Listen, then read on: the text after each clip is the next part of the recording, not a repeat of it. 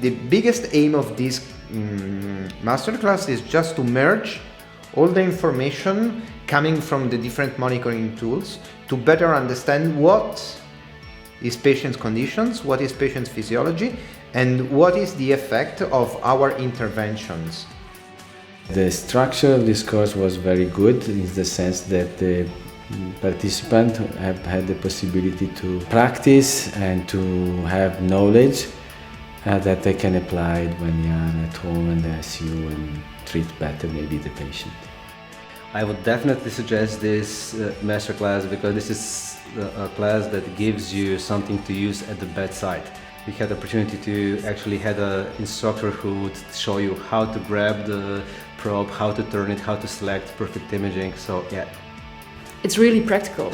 There are not that much presentations, but they're really actually all workshops and very interactive discussions between the instructors and the participants. They will learn a lot of things that could be easily applied at the bedside immediately after leaving the course, so they don't need anything more.